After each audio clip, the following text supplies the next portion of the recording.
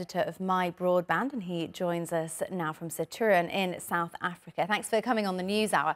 So how serious are these preliminary findings for Elon Musk and X? Pretty serious. The fines can be up to 6% of global revenue, and then the EU orders X to fix it anyway. So if they don't find some kind of common ground or negotiate with the EU on a way forward, then the consequences can be quite severe for X in terms of a hit to its bottom line. Now, we don't have public figures on X's finances anymore, but all indications in the past were that it was a platform struggling with financial sustainability. That's part of the reason Elon Musk was pushing for the $8 subscription service in the first place.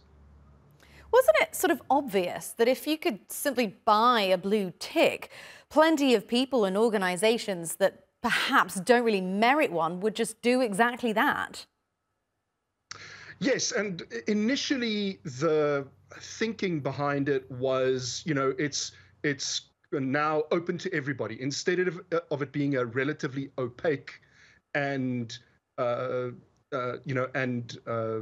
not predictable service. You would apply to Twitter for a blue tick, and who gets one seemed to be up to the whims of whoever was looking at the application at the time. And so the idea here was that now you open it up to everybody for a fee.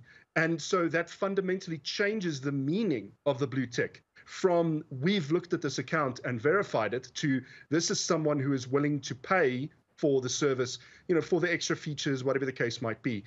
And unfortunately, that got watered down too, because there was such huge backlash against the paid blue tick that Twitter eventually had to capitulate and allow some users with large followings to keep their blue ticks because they just weren't paying. And so you had very influential users on the platform that would rather forego their blue tick than pay. And also, a lot of them had very strong feelings about X's new direction and Elon Musk in particular. And so, they withdrew their support from the platform, but that ended up being bad for Twitter. And so now it's stuck in this purgatory state where what does a blue tick mean now? Because some users have been vetted and verified and they retain their blue tick, and others just pay for it. And so that's a part of the problem here. It's not, it's murky. It's unfortunately become murky about what the blue tick actually means.